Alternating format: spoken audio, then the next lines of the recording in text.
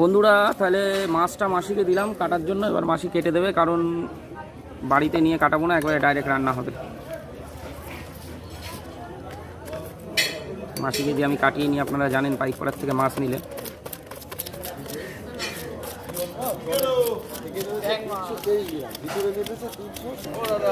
হ্যাঁ,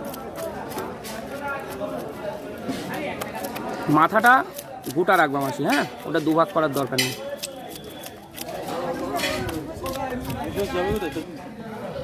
এক বছর এক বছর ওই 13-14 মাস হবে টোটাল।